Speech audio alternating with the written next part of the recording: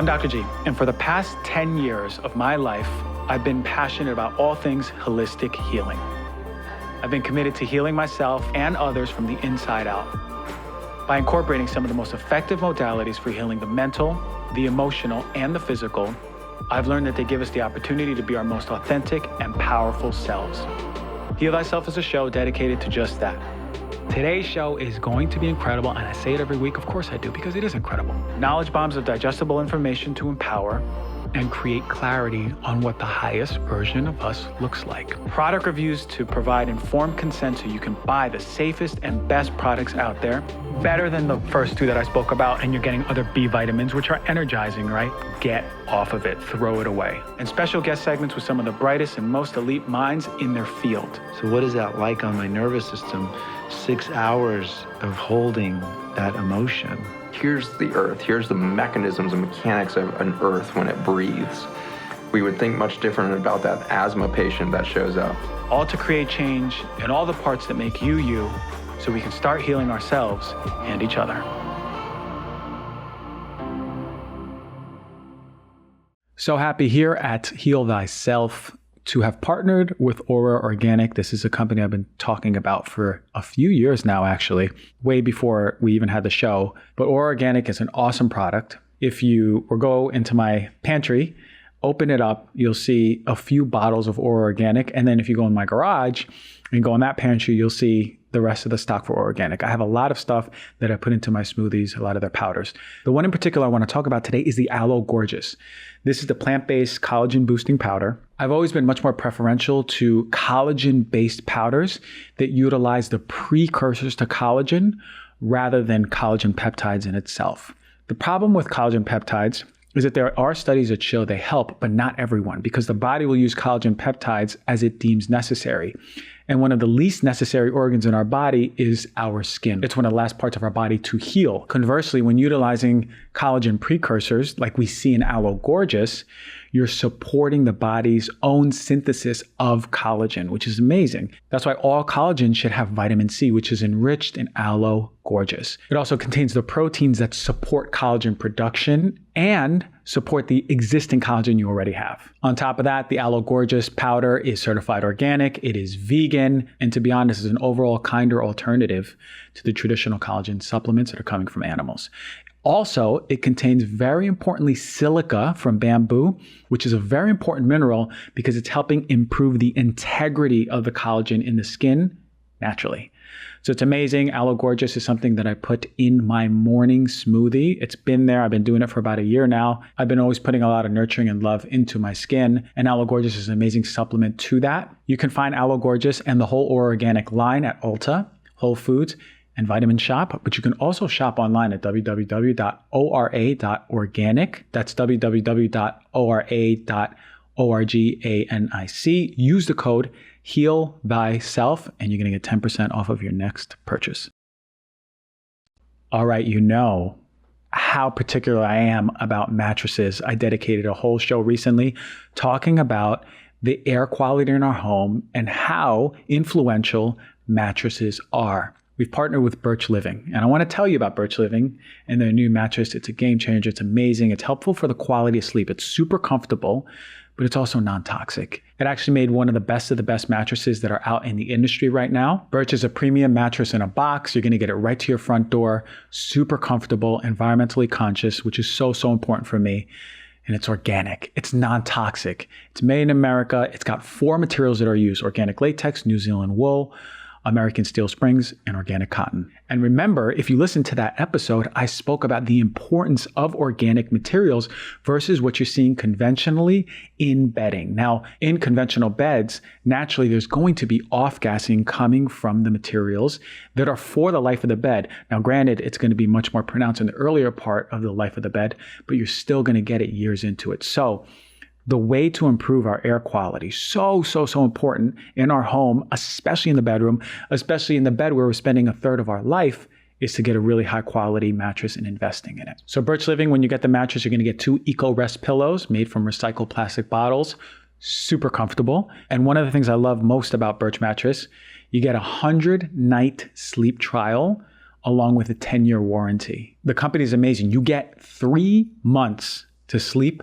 and try the mattress out. If you're not a fan, Birch is going to come and pick up the mattress for you. You're going to get a full refund. And that's essential because not all mattresses are created equal. You want to know it's comfortable. We already know it's non-toxic. So try out the Birch mattress. It's a mattress that I have. I want you to go to birchliving.com/healthyself. You're going to get $200 off of your mattress plus 2 free pillows. All right, ladies and gentlemen, thank you for joining the show. Heal Thyself is back. Another week, really, really good show we have today. But before I go into what's going to be in the show, let me do a quick gratitude. Thank you for joining. Thank you for taking the time out of your day. So appreciative that you allot your time and your resources, and time is a resource, to putting it into the show. Thank you so much, and spreading the word.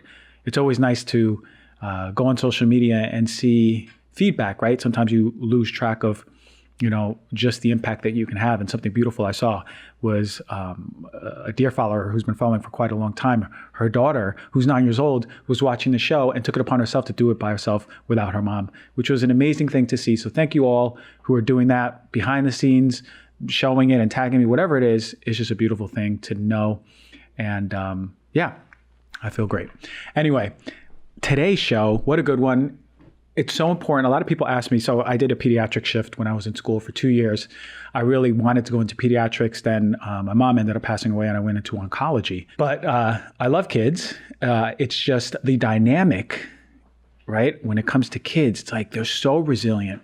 They're so strong and their immune system is growing. It's so amazing to work with them. Now, I want to dedicate the part of the show on the Knowledge Bomb to optimizing your child's overall health. We did some show on pediatrics. We definitely had some guest pediatricians come on, but I just wanted to give some really good bullet points that we can have if you have a newborn, if you have a toddler. It's never too late. Even if you have a teenager, what things we can do to optimize their health. And one of my best friends personally, one of my favorite colleagues, Dr. Pardee, is making her 3rd appearance on Heal Thyself, except she ain't talking about gut health anymore. We did one part gut health, 2-part gut health because it's so much to talk about. She really went in on probiotics, everything. Go check those episodes out. But she's coming in to talk about trauma and how that affects the body. And her transition into going into the mental emotional space has been amazing. And I can't wait for her to drop some bombs. So without further ado, let us get into that Knowledge Bomb segment.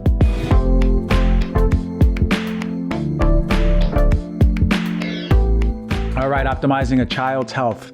Here are a few bullet points that I was thinking about the other day that we can just do quick rapid fire here. Let's take some notes. How do we optimize our child's health? Because a lot of time our pediatrician will tell us some things, but not everything, right? Because the toolkit that the pediatricians are working with are based on things that are not holistic. Let's go with that. All right. So first and foremost, breastfeeding and breast milk. You probably heard this before. It's pretty essential to a child's health. It's very essential. Now, if you're not breastfeeding, I did a show on formulas. Go check that out. But breastfeeding in itself provides specific proteins and fats for the baby's development. We know this. But it also provides immunoglobulins, which are the antibodies that help the child's immune system. Specifically, they're getting a big dose of IgA, and it's super important at protecting the body against bacteria, fungi, parasites, viruses, right? But it's also going to help fortify not only the intestinal tract of the baby, but also the respiratory tract, right? So if there is a problem with the baby and breastfeeding, a lot of people don't go into the work of what Stephen Lin talks about. Dr. Stephen Lin, one of my first guests on the show. And what he talks about is even the Breathe Institute out here in LA, their Instagram page, they talk about tongue ties being a major issue for not latching. And I think it's something that conventionally we haven't accepted and brought in yet, but we really want to check on tongue ties for the baby if they're not latching, because that could be the main reason why there's trouble breastfeeding, okay? And I'll talk a little bit more about jaw development later, but here's an important point. In our American society, we over-sanitize our children, period. We over-clean, and it's with the intent that we're protecting our children, right? On the contrary, what we're seeing is that it can actually be hurting the child's immune system. Now, this is the hygiene hypothesis, and it's a hypothesis that's based on many observations. Now, I will say as a caveat before I go into it, there's no long-term randomized trials that we've seen going deep into the hygiene hypothesis, but the hypothesis is very much so well accepted in the community, okay? So kids are not exposed to the same level of germs as they used to be. We know that. And it turns out the very children that were raised with exposure to dirt or a diverse terrain, they tend to be healthier over time. And it's most likely because their immune system and their gut are being exposed to a lot of the bacteria, virus, fungi, parasites, microbes that are helping train and strengthen the immune system and the gut of the child. So we worry so much about our child being sick. But for me, we have to let them and their immune system be trained. When I was in the pediatrics shift in school, I was more worried about a child who never gets sick versus the one who gets sick a few times a year. You want a child who gets sick. Not always, right? Not chronically sick, but the normalcy behind a child being sick is being taken away, right?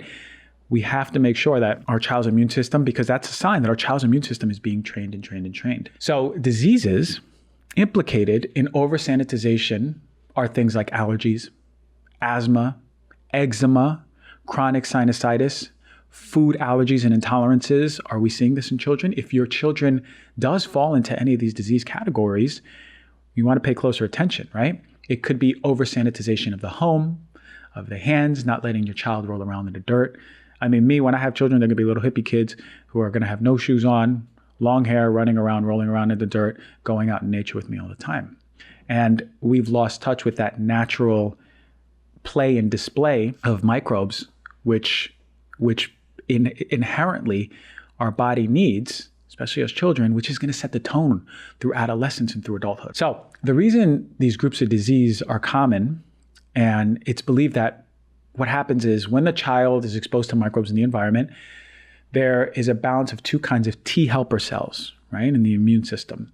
And it's a seesaw analogy. There's T helper cell 1 and T helper cell 2. You want them balanced. But when we see an oversanitization of children is the imbalance of the T helper cells, where all of a sudden you're seeing T helper 2 cells elevated and T helper 1 cells depressed, right? Sort of like a seesaw. Right? Think about it that way.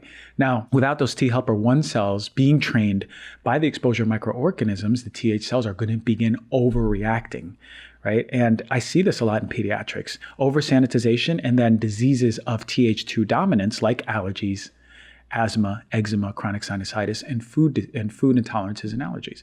So my recommendation at this point, keep your kids away from antibacterial soaps. Yes, wash their hands, especially if they're putting food in their mouth, but loosen up the reins when it comes to children in dirt, playing around, rolling around. I'll talk a little bit about lawn care, but make sure that your child is being exposed to nature. And as Zach Bush says, they're breathing in their biome, which is so important at populating the gut bacteria, which brings me to my next point, gut health. Now you have trillions of bacteria, viruses, fungi, right? And breastfeeding, exposure to nature and dirt and foods are all going to influence a gut health. But we want to talk about some gut issues in children. The gut health of the baby is largely dependent on breastfeeding. The colonization actually begins with a vaginal birth, right? It's very dynamic during infancy, but once they become toddlers or early in childhood, it becomes stabilized and that sets the tone for the rest of your life. So aside from breastfeeding, there are other factors which influence health or a child's development, right? Or in their digestive system. It's important to understand that, again, it sets the tone early on. So you really want to make sure you're optimizing your newborn's digestive system. So aside from breastfeeding, once a child is eating solid food, we got to understand pesticides play a major role in the disruption of a child's gut bacteria. So you always want to choose food in its whole form, right? Especially when they're starting to eat solid food. The less processed, the better. Always organically labeled, right? Or if you go to farmer's market, make sure it's organically grown if you're on the budget, right? Which is a great way to get a lot of food for cheap with high quality from farms that not necessarily are being able to afford the organic label, right? And those are two essential interventions for gut health of a child, but you got to pay attention to the environmental exposures that are known to disrupt gut bacteria, right? Pesticides, not only in food, but in indoor and outdoor spaces will affect the gut bacteria of a child, and again, can have consequences long-term. Which brings me to my next point. I did a show on lawn exposure, lawn health, how it affects children and animals. There was a study that sampled indoor air dust of 120 homes and analyzed 89 different organic chemicals that were identified as endocrine disruptors, not only affecting the hormone, but consequently also affecting the immune system, the neurological system, the gut health of your child. So pesticides, insecticide residues were detected inside the homes, and that was due to the drift or the track-in, right, where they contaminate the air, the dust, the surfaces, carpets, and expose children to levels 10 times higher than pre-application amounts outside. And recent research suggests that even a low level of pesticide exposure can affect young children's neurological and behavioral development. And evidence is showing now the link between pesticides, neonatal reflexes, psychomotor and mental development, and ADHD. So we know there's an elevated risk of leukemia via chronic exposure to pesticides, right? And there's a meta-analysis that we saw in the Journal of Pediatrics. And what did the study find? Children who've been exposed to insecticides indoors were 47 times more likely to have leukemia and 43% more likely to have lymphoma. That's incredible. So this is why I stress a lot about environmental medicine, what's outside in the lawns, what's being tracked inside. So we want to make sure that not only are we looking at the child as a whole, their physical health, but also what is the environment they're in and how do we optimize that?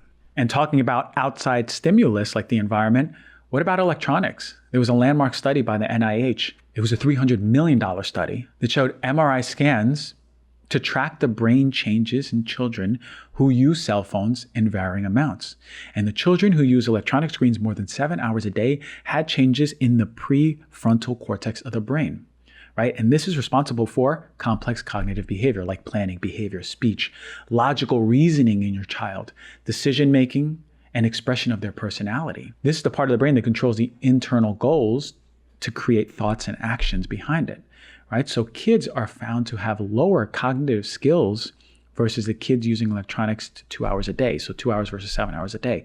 So again, we want to optimize our child's health, but I see it all the time. There's a kid in a stroller and they have the iPad and they're watching cartoons, but it's right to their face, right? And then they get home, they eat, and then they get back on the iPad and then they watch TV. And this can easily be up to 7 hours a day. My recommendation is if your child is using electronics, wait till it's 3 or 4 years old, your child, and then do it no more than 2-3 hours a day. Get them outside, get them in nature, get them rolling around, get them playing with toys like I did in the 80s, right?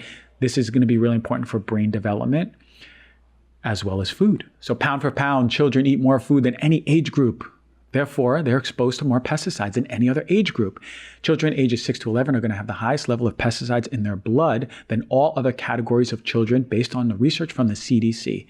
Right? A few key points that I mentioned before. Go to the farmer's market, find someone that locally grows the food if you're on a budget, and you can get the most amount of nutrients for the cheapest amount of dollars, right? And that's important. Think about bang for the buck. Make sure your child is eating the colors of the rainbow and get their palate used to different flavors early on, right? A child's palate is often becoming narrowed at an early age because they're exposed to the same types of foods that are high in salt, high in fat, and sweet. Think about it. Food scientists for big companies, they create some of the most processed foods that are on the store shelves. They found the bliss point where scientifically it's exciting a child's brain every single time he or she is exposed, right? So all the more reason to avoid processed foods. Get your child used to different tastes, right? Get them used to early on the taste of bitter, the taste of fermented foods, the taste of pickled food, right? The taste of vegetables, fruits that are less sweet. This is how you broaden their palate. So by the time they're 5, 6, 7, 8 years old, they have a diverse array of foods. And the diversity of foods is going to be essential for gut health, right? Think about it. Gut health is largely dependent on two things: fiber and diversity, right? And when a child's diet is super narrow because they have become addicted to the bliss point of salt, of fat, of sugar, their palates become narrow. And then all of a sudden you want to introduce these foods and you got a big problem on your hands. So as a child begins to eat more, ask the doctor, when can we start introducing more fiber, and make sure you're diversifying. Here's some more bonuses. There is an over prescription that is out there for children for antibiotics. I think it's ridiculous. Dr. Joel Gator came on the show and spoke about how there's an overprescription of antibiotics and children's gut are being affected and they're being put out like candy. And it's a problem. It's a problem for me because even when a child is suffering with a viral infection that may come, that may go pretty fast, they're being prescribed antibiotics with the assumption that it's a bacterial infection, and it's a big problem, right? Because antibiotic resistance is a thing, yes, but also it's destroying their gut bacteria for years on end, right? The amazing thing is that a child's body is very much so resilient, right? So it'll be able to bounce back. But there's a lot of pediatricians out there that I don't agree with their practices. They are overprescribing. Every time a child's sick, we go, oh my God, my child's sick, this is a problem. When in reality, I would like to see a child sick once or twice a year. Their immune system is getting strong. But they rush to the pediatrician. The pediatrician goes, oh, I don't want to have any liability on my hands. Let me make sure I do my due diligence and give an antibiotic. But that's like shooting an atomic bomb at an anthill. And it's a problem, right? Because a lot of the time, these things just come and then they go naturally. So I'm not saying don't take antibiotics. I am saying they're being overprescribed and they need to be more intentionally used when it comes to a child's health. So work with a pediatrician where that's not their number one go-to. It shouldn't be. Work with actually a pediatrician who knows what evidence-based natural supplementation we can use to not only strengthen the immune system of a child, but if the child gets sick, we know we can support the body. And then if that's not working, then you go to the bigger guns. You go to that atomic bomb. But man, pump the brakes, pediatricians. All right. And lastly, jaw and mouth development, super important for long term. We don't think about it. I talked about tongue ties before. But the jaw development of the child is largely due to a few things.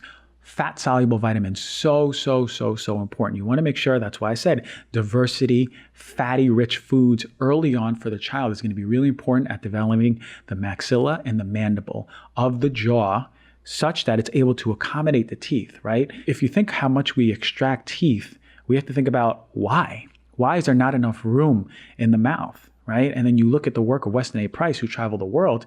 He saw indigenous populations having accommodation of all of their teeth, right? Having large palates. And what that's doing is creating space for better breathing, right? And that brings me to the point of looking at children.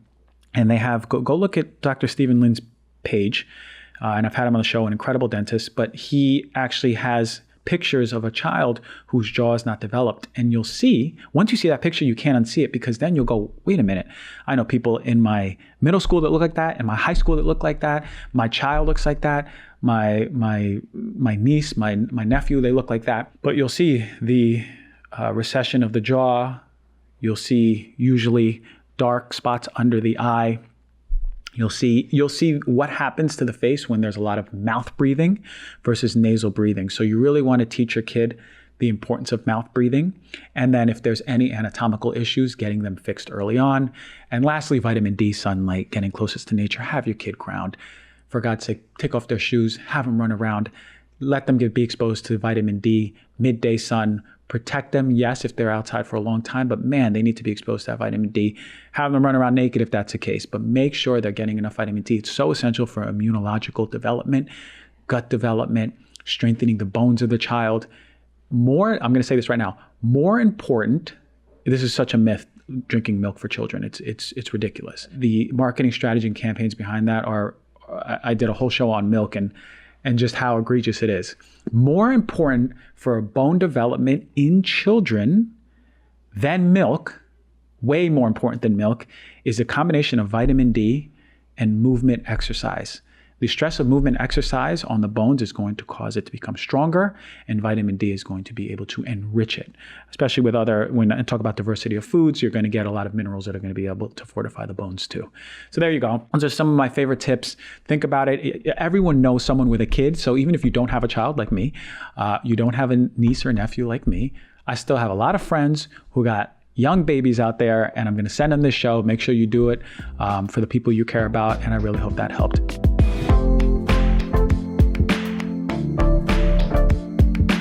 How lucky am I to have one of my best friends as a guest today? And she is also simultaneously breaking the record, being on this show 3 times. Mary, I don't know how you do it. I don't know how you weasel your way into my show. It's me actually asking you, can you please come on my show? But thank you for coming on for the 3rd time. Thank you for having me. Yeah? Okay, cool. We're friends. We are. Right? Okay. Now we're officially friends. Public, we've made it official, our friendship. And this is the 3rd time you're on the show. Mm-hmm. We spoke about gut health. We did 2 parts on gut health because it's that expansive. Mm-hmm. But now you found this fiery passion for mental emotional trauma. Yeah. And I share that with you because, shoot, I'd be talking about it all the time on here. This is, The importance of that. yes. And I guess, before we get serious on this, okay, wait. Let me just stop before we get into the trauma. Are you having a good day? I am having a good day. I'm feeling goofy and giggly. So Goofy and I have giggly? to, like, transition into something serious, I think. Okay. Let's get very serious now. Okay, no. What sparked all of a sudden, I mean, you love gut health. I know you've been the expert on that and the authority, but what sparked your interest to go into this realm of mental, emotional, how trauma affects the body, how trauma affects the way you show up in the world? Was there one thing that happened? We're going to go in deep. Yeah, let's go deep. Let's do it. Yes, there was one thing that sparked it for me, and it's the same as gut health for me in terms of it was my personal healing journey. But I had somebody pass away that was very close to me, an ex-boyfriend, and that happened 2.5 years ago now. And that really was like the catalyst of me diving into this world. And I remember the day after, 2 days after, a week after he passed away, I was 100% sure I was going into the mental health world. I was like, I need to do something. Because a lot of his story and how he overdosed and why that came to be was around, obviously, mental health. Addiction is mental health. And so for me, it was just pivotal. It was like, this is something that, this is actually what we'll probably talk about today too, but like I needed to create meaning out of his loss and the grief process for me. Like I needed that to be meaningful. I needed to put purpose to it for me to be able to actually move through that trauma myself. And so this is kind of me coming into that, saying this is the meaning, this is the purpose of his death for me. Is getting across to other people how you can move through trauma and how you can have it not affect your physical health. It is a possibility. A lot of us are carrying, whether or not we know it, some trauma, whether from childhood, adolescent, young adult, and it's affecting our physical health, right? And we don't talk about that enough as doctors across the board. But what are some things that we see connected to trauma when it comes to physical? Does it just matter on the constitution of the person? But is there something that's really common that you're like, it might not be just that? Yeah. So this is a bold statement, but I think the majority of chronic disease is stemming from trauma. Majority. There's a couple exceptions there, but I think the majority of chronic disease, so things that have been chronic, stems from some sort of trauma. I think lifestyle things have to have a big part of that too. You could say, oh, well, it's just because they're overeating that they're diabetic. Well, why are they overeating? Like if you keep asking the question why, a lot of the times, I would say the majority of the time, stems from some sort of mental, emotional, spiritual misalignment or trauma that originated. Ooh, that's a bold statement. It's a bold statement. I remember when I was seeing cancer patients during residency, we didn't ask about that because we had a mental health department, like a mind-body department. But when I started taking over, I was like, holy shit, like people are carrying so much stuff. And a lot of the patients were doing the best diet. Man, they had the best supplement protocol I put them on. They were working out. They were doing everything. But it wasn't until let's say the forgiveness that they haven't really explored with their dad. I remember this one lady in particular, we just started talking about it and I could see I could feel her energy change. She was completely fine talking about vegetables. But then when I got into that, I felt the room got heavy and I could see all I needed to say was one sentence. She was going to break down. I said it, she broke down and I'm like, it's on the surface. Like, how does no one see that this is a major part of that cancer diagnosis, which is a chronic disease? What makes you think that plays such a role in chronic disease? Yeah, and I would say that this is my experience just being a clinician, and it was one of the reasons, in addition to, the trauma that I experienced, but it was also me being in the clinic, seeing people saying, there's some people that just aren't getting better. There's some people where it is education, it's just really trying to reinforce, this is what your body needs, and then they're able to move there. But people that aren't able to shift out of this chronic disease model, I started to wonder, what else is going on? And that's when I started to really uncover, okay, this guy's been trying to lose weight for his entire life. Like, what happened? And it doesn't take long. Like you just said, like with that woman, you just scratched below the surface and it was right there. But if you start to ask people, when did this happen? What was going on at that time in your life? Or, what was your childhood like? You can really start to see how closely connected things are. And it could be as simple as, I didn't feel love from my dad, and my mom gave me love in the form of food. So then you could see how that could easily go into overeating and depending on food as your form of love and connection and bonding. And so it's like these things that we see that they're almost always related to something that happened to us in our life. But, you can look at when somebody goes through an acute stressor, what happens to the body, and then what happens in trauma is that becomes a chronic stressor. And so those same mechanisms that started with that acute stressor, like, let me give you an example. Tiger walks into the room, and Tiger Woods is very scary for me. Tiger Woods is scary. But you're faced with some acute stress, right? The natural response is a startle response. So you have corticotropin releasing hormone, CRH, for the hypothalamus. That makes you like stand up on the balls of your feet, hunch over, be prepared to run, flee. That's also what will get you alert and oriented with the room and your surroundings, so you can be present and you have a memory. So hopefully it never happens again.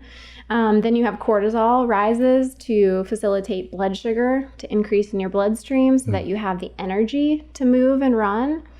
You have your sympathetic nervous system that fires. That's epinephrine. Those are your adrenaline hormones. Pupils will dilate, heart rate increases, breathing rate increases, shunting circulation to your muscles so you can run, like all of these things. But also what happens in that sympathetic state is that you decrease gut function, right? It's like digestion is not priority.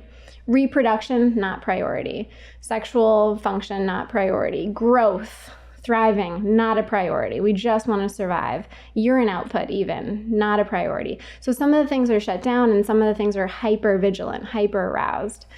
And so this is a normal stress response. You want that to happen. What that's called allostasis, right? That's like your ability to respond to something and return back to homeostasis. So it's your ability to like regulate, respond, adapt, and then bounce back. Now what happens in people that have had trauma is that we get stuck in that state and it becomes a chronic stress response. It's called the allostatic load. So allostatic load means that you tried to respond to something, you actually did, your body did it, but now it's carrying this weight and things are breaking down in the body because it's been too long. It needs relief from that. And that's when you see, okay, increase in cortisol momentarily is good, but long term can create memory issues, can cause weight gain, can disrupt a lot of other organ systems in the body. Urine output being decreased may increase hypertension, like your blood pressure over time, because you're retaining fluids. Edema. You can see, changes in gut function long term. IBS, irritable bowel syndrome. The disconnection between the gut and the brain that happens because you've been in a startle response for not minutes or seconds, but years of your life. And so this is where like this actual physical connection comes in with chronic stress response or trauma that's been unresolved. So you're on edge all the time. People with PTSD or a range of that. You don't have to be diagnosed with PTSD to be on that spectrum. They are hyper responsive to sounds, or they feel on edge and they're irritable. It's because the stress response has been ongoing for so long. It's so interesting to hear that approach to physical, mental connection. And think about how segmented we look when someone presents and we go, oh, well, let's just deal with the gut, I guess, whether it's conventionally or even on our side. 100%. Here's the best supplements for your gut. But like asking the why goes back to like, whoa, are you in a chronic state of stress? Wait a minute. Like when did this start? What happened around it? I mean, you and I have talked about like some of my gut issues that I had. I remember I was studying for the dental exam every single day, hours and hours a day. It was super stressful. And then my gut was never the same, right? It's like carrying that load and the physical mirroring all of that. So you said something about the body breaking down to like lighten the load. What does that mean? Like development of chronic diseases then is the body's way to adapt to that chronic load? Yeah, your body is so smart. So your body is smarter than any drug is ever going to be. It's smarter than you can kind of cognitively reason. But your body adapts to survive. So things happen in order to keep you alive.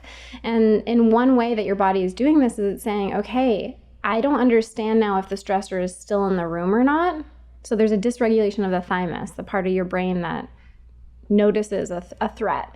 And it's like, I can't tell if the tiger is still here or if it's gone. So it keeps sending out the message that it's still there because your body doesn't feel safe for some reason. And that's like, if we go into that some reason, there's a whole lot of stuff there because if you have everything you need to feel whole as a person, you won't get stuck in that chronic stress response. When you don't have all the components to being human, to feeling whole, that's when our body doesn't feel safe and it gets stuck in this chronic stress response. It's also because we don't disarm trauma as humans. You know, you see a mammal like a dog, they shake after they have trauma. They actually get rid of it from their body. We have adapted in terms of really feeling that attachment is the most important thing. So really needing to bond with other people. And so we lose that authenticity of moving through trauma that we would naturally do to adapt to our environment. And so that's one of the reasons why, you know, we get stuck in it is because we haven't moved through that trauma. And is it because you mentioned authenticity and moving through trauma? How does attachment play a role in blocking us from moving that trauma then? So we have like two core human needs, right? Gabor Mate talks about this all the time, but it's authenticity and belonging, attachment being the same thing. And we will favor bonding and attachment over authenticity. So we will give up our authenticity in order to secure attachment, because attachment means that, you know, we're pack animals, right? We're not lone wolves. At one point in my life, I was like, I'm a lone wolf. Like, I don't need anybody. It's such BS. We all need people. And humans do. Like, us as a species, we need other people. And so we favor that bonding and attachment because it increases our chances of survival. So if you think about it, like if you're in a tribe, you're much more apt to survive than if you're living by yourself in the wilderness. You can pool resources, you have other people to protect you. There's so many reasons why we want to be together. And he has a quote too that I totally love about bonding. It's humans have a big need for attachment, but we need to be connected, feel belonging, be loved, and to love. And that's like the kind of core essence of this belonging attachment style, is that you really, really need that. What was your original question? Because I wanted to end it there. Well, so that's exactly, you did end it there, and that answered it, because for me to understand that the attachment trumps the authenticity. Yes. Yeah. So that's what I was going to go into, is that you'll see this, one of my mentors, who you know, Dr. Omid Naeem, he gives the example of a baby crying. So this is a great example. Authenticity is just you feeling yourself in your body, being present, understanding what you're feeling, and being able to express it. So an example of that is baby is hungry, it cries, right? It cries to get mom's attention so that it will get fed.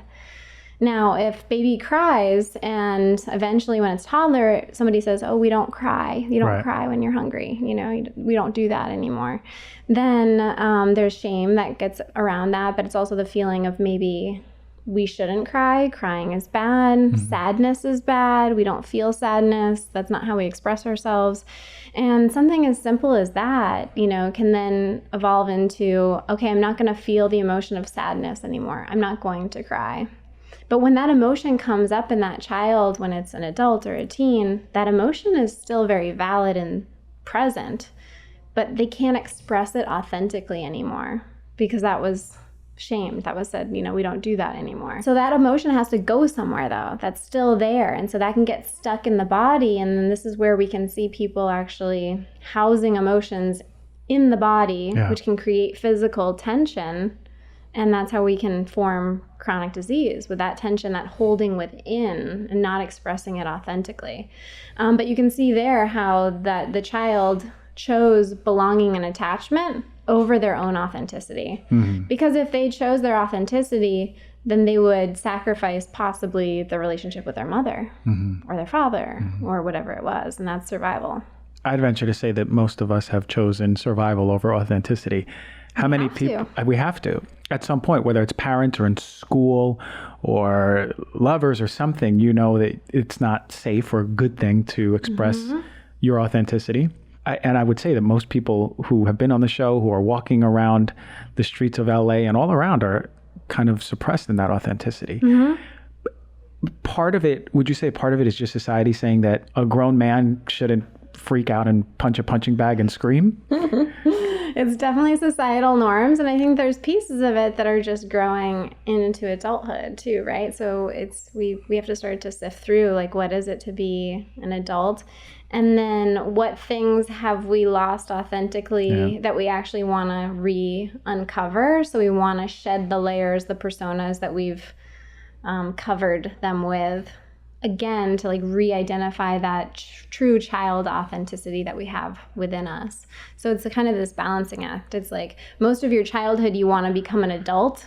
And then your adulthood should really be about, like, how do I become my inner child again, in my mind. That's the quote. That's the quote right there. Can we, so whoever's listening, write that down, because that's the quote, because it's so important. And it's funny because in our friendship, in our community, damn, come the weekend, we're children. We're running around nature. We're dancing all day. You're going to say running around naked. Running around nature naked sometimes, like, through the woods. Like, just remembering what, and that's like, our mutual friend Aaron Alexander came here and he sat and he actually spoke about, Did he sit in the chair? He sat in a chair for the first time. He didn't squat. And he spoke about like play and like what that means. But like, I was like, what do you mean play? That's a corny word. Yeah. And thinking to myself a year later, that's like getting back to my childhood, you know? And it's different because like we can always say to people, like, what was it in your childhood, how you expressed authenticity, right? Me, I was acting. Put me in front, you know, and then you see me do like little skits and I feel so alive. And I'm sure yours was dancing and riding horses. But yeah, it's such a crazy perspective to think about the mental health realm and that point not being brought up to the collective conscious, especially in the medical field. We don't talk about it. Yeah. It's so wild. So, okay. So how now people are hearing this and they go, shit, I want to touch into my authenticity. What happened? When did I lose this? What are some things? Do we look back and say, like, I was authentic to this point? Or like, how do we just start bringing that back to have a healthier relationship and hopefully even restore our health from chronic disease? Yeah, I think there's so many ways to do this, but I think part of it is understanding your story. And so really understanding how you came to be will start to highlight what you started to mask, right?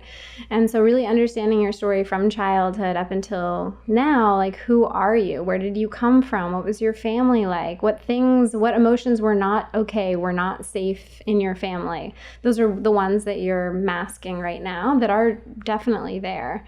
But who is it? Like, who were you when you were 5 and nobody was watching? Like, that's your authentic self. Like, what were you curious? Were you excited? Were you goofy?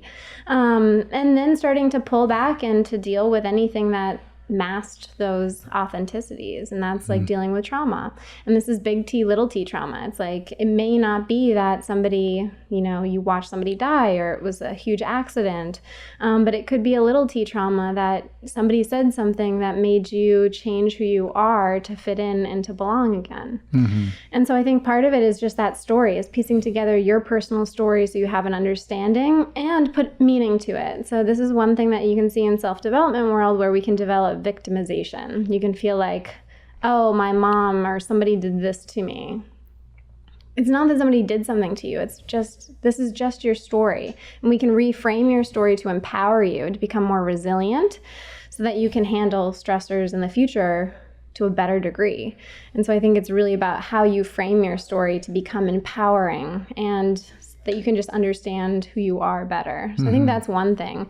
But then it's really digging in and saying, how can I now free myself from these personas? Like, I understand it, I know who I was, but I still feel stuck. I still feel like I'm this person, and how could I change things about myself. And sometimes it can be scary too, because if you start uncovering stuff, you may need to change your relationships, change your job, change your living environment.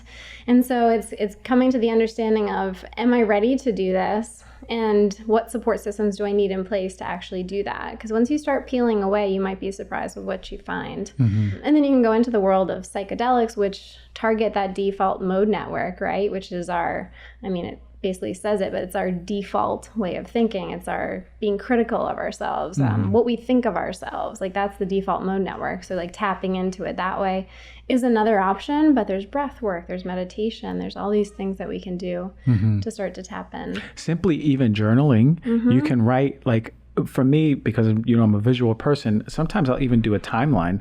One time I was with a therapist back in Philadelphia, and we had like 3 sessions, and in 3 sessions she made me draw a timeline of my life from born to like that day. And it was like crazy to see the colors I chose, like subconsciously on the dark times of my life. I had like dark blues and purples. And then like most of the time I was like bright pink and purple and teal. But to look at that timeline, and this may be working for people who are visual like me, I can see like, whoa, like I was like really happy here. And this is when I was like most authentic. Shoot, I was riding my bike. I was playing with animals. I was acting. I was dancing all day. I was listening to music videos. That was you last singing. Saturday, right? That was me last Saturday. Right? It's funny because it's so powerful what you said about becoming a child again. You can go to work. You can put on your tie. You can crunch numbers. But what are you going to do when you get home? Right? You can also be authentic in society still. Yeah, people want that more than ever, actually. There's very few times where you'll do something silly out of authenticity and you'll be shunned with the right community in place. So some people are scared of it. Right. But with the right community, people really crave authenticity in this world of like Instagrammable things, right? Where everything looks so perfect. Like we want imperfection. We want the real person. I think there is something to be said to that, because I think we subconsciously, intuitively, and inherently know that the people who make us uncomfortable, because they're the most authentic selves, we know how to recognize that and remember that that is us. So like, let's say you're doing an interpretive dance in a room full of accountants who they may be pretty uncomfortable if they're not in touch with that, right? And I say, listen, accountants, I love accountants, but I'm just saying, I was just trying to think of a really buttoned up job, you know? And you do it in the middle, they might be like, what is going on here? But I think every single one, as long as they're in touch, will see that part of you as authenticity expressed in your highest form. And it'll remind them that that's available for them. Yeah. Which is so powerful. Yeah. And because it's okay to be uncomfortable. Like for sure. That's good. Do you know Sadi Simone? He's super sassy, spiritual. Yes. No, yeah, you know. in Venice. Yeah, he's in Venice. He came here and he talked about the discomfort that he brings upon people, not purposefully, but he's just in his authenticity. And his route is like art, you know, he paints his nail, he's got like the craziest clothes on, but I'm sure, and he said people look and they go, oh, I'm uncomfortable with this, right? But that discomfort is essential to remembering our authenticity. Man, this is a good convo. This is good, yeah. The human experience is uncomfortable. It can be painful. Trauma is part of the human experience. So we don't want to like have this discussion without saying trauma is essential to being human. You know, it doesn't mean that we can't be more empathetic and compassionate with people going through trauma. It's actually the opposite. We should be fully feeling and with them in that experience to support with them. But trauma makes us more resilient as long as we're able to move through it. And the same with discomfort. Like these are not emotions that we don't want. We want these. We want them to stir things up. We want them to create crisis. You know, crisis is actually how we change and start to uncover that authentic self. So we don't need everything to be bubbly and fun all the time. No, and I love that you said that, because a lot of us are like, oh my God, I have so much trauma. I need to delete it all to be my highest self. But it's that very resiliency that has led us to where we are. Now it's just uncovering and remembering. I think my last trauma I had was with you when we were on the quads going through the farms, ATVs. The ATVs. I was the cause of that trauma. That you were the cause of the trauma. For those who are listening and viewing and have no idea, let me just say this. We were in the country. Mary grew up in the country. And we got on this ATV, and I was behind Mary, holding for my dear life, because you were going 25, 30 miles per hour on those dirt roads really high up off the cliffs. Better hold on, making sharp turns. Was I screaming? Yes or no? You were screaming. You were holding. He was on the back of the. We were on one ATV. One Let's ATV. Just paint the picture clearly. Yeah. Holding on for your dear life. I think my authenticity is being risk averse. If my dad was on the show, he'd tell you that, like, on the jungle gyms, my brother, who's 5 years younger, would run across the really thin beams that are really 6 foot high, and I'm behind him like a snail, just crawling, making sure I don't get hurt. On your stomach. On my stomach, making sure I don't get hurt with limp legs. But okay, yeah, no, just to add some humor, because that was very traumatic for me. Oh, sorry. Very traumatic. To work through that. Yeah. But authentically speaking, it was exhilarating when I got to ride that ATV. I knew you needed it. Oh, yeah, exactly. You need to feel like you're living. I felt like I was living. We were going 10 miles per hour on that ATV, and I was yelling off the top of my lungs because I was living. Mm-hmm. Then I dropped you off, and then I started to live. And then you started to live. You started driving freely. Yeah. Really cool. So when we think about all of this stuff that's holding us back from our highest authentic selves, do you feel that? Because a lot of people are like, oh, God, I can't go to a therapist right now. Mm-hmm. I'm not good at journaling. Like, how accessible is it? What I always say is, like, intention already is half the thing. If you intend on it, you start getting those energetic wheels moving. Mm-hmm. How difficult is it to go through this process for people? Is it a big range? Because I want people to understand that, like, it's there for them. Mm-hmm. But in your experience, is it like we're going to climb Mount Everest? I think it just depends on how deep you want to go. Yeah. So I think everybody has access to simple things that they could start doing right now. And part of that is just like getting into your body. Turn the music on. Be alone the first time, but turn the music on. Like, what happens when you really feel yourself in your body? Like, what do you feel? You don't even have to dance. You could just lay there and just like be present with the emotions that you're feeling in your body and start to recognize, like, do I feel warm? Do I feel uncomfortable? Do I feel tense? Do I feel like there's like a light in my chest? It's just a body scan. Like, just be with yourself. So that's like the simplest form. You can dive in head first and really dig into some stuff, and this is where the idea of eldership comes in. And so again, mentor, Dr. Omid and I are working on a project, but it's through his idea of we need to bring back the elders into our community. Old people that are, in the geriatric population, go to nursing homes, like, we don't incorporate them into society to our advantage. And these are the people that have the wisdom that we need to be going to say, what do I do right now in my life? They've gone through everything. Like, we need to look to them for advice. And these are the people that you surround yourself with. These are uncles, aunts, grandparents, parents, just people in your community that are older and have been through similar things to you. But these are the people that should be, looking over us and giving us advice and helping us to uncover our authentic selves, like kind of calling us out and being accountable. But reincorporating, reestablishing those relationships in your life, I think, can be really, really helpful. A lot of us don't. A lot of them have just lost them, have just lost it. It's funny because at a young age, especially like in our late teens and 20s, we're like, nah, I got this. Like, first of all, I'm invincible. Second of all, I got all the answers. I think once you hit your 30s, you start becoming more humble. And I'm like, I don't know shit. Like, I think I thought I did.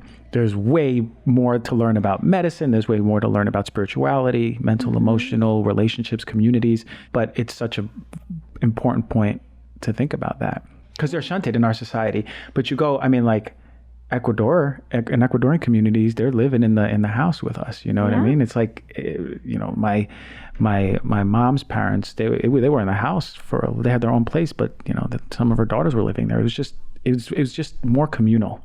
Yeah. We lost that. We've lost it. Yeah. We've really gotten to the point where we feel like we need to be able to do everything by ourselves. Like we've created so many apps, so many things, Amazon, like we're all so accessible. We can do everything by ourselves. We don't have to ask for help anymore. And that makes authenticity really difficult because people can't call you on stuff. They can't say, whoa, that's not you. Right. Like, what is that? Like, where did you develop this? Like, what's going on? Like, are you okay? This doesn't feel like you're here, where have you gone? So we need our community to keep us in line and accountable, and also to help us stay authentic. How important, and to round it out, is community overall? So there is a research study that looks at this, and they say that social interaction, basically like community, is the single most important factor for preventing PTSD. Community is really important, like especially when it relates to trauma, but community is an essential human need. We talked about those two things. If you really break everything down, like what do humans need? They need a feeling of belonging from their community, and they need to feel authentic. It's the most important. Yeah. And the beautiful thing is people in the community will show you that and provide that space, with the assumption that you attract a community that is like high vibration, not checking their egos at the door, but really allowing that space for all of that, for you to be your most authentic self. We're blessed with an amazing community like that. Yeah. But this is why when I even did the community show, I'm like, I even went over steps on how to attract a community first. And it's starting with yourself. I'm glad you talked about the importance of that. So, Dr. Mary, what are you doing? What are some plans you have going? You mentioned something that you're doing with Dr. Omid. Where can people find you? We got people reviewing, listening. They go, Dr. Mary just dropped some bombs. I want to know what she's doing more. I want to follow her. Give us all the goods before we wrap this up. Absolutely. So working on a project with Dr. Omid Naeem. Who's been on the show. Who has been on the show. His episode was amazing. Amazing. I've learned a lot of what I just talked about from him. And so we're working on a project to really help empower healthcare practitioners to use the art of storytelling and to help people heal through trauma, especially in terms of chronic disease. And so you'll see on my Instagram page, which is dr.marypardee, like much more about mental health trauma as I'm going into this field more and more. My company is modrnmed.com for blogs and everything that we How do you spell Modrn Med? MODRNMED.com. No E in modern. So modern. Yeah, we wanted to be really modern. And hip. Okay, super cool. Man, Mary, you just broke the record 3 times on the show. I'll probably ask you in another few weeks to come back on so we could keep breaking records. But love it. What a pleasure to be your friend, and this is such an amazing show and essential stuff. You and I think alike when it comes to medicine, and this has been for me like the root for so much. So I think this is one of the most important guest interviews that I've had, and people, y'all listening and viewing, this is the route to go. Yeah. So much love to you. Yeah, thank you so much for having me. I really appreciate you, and I love you. And I love you.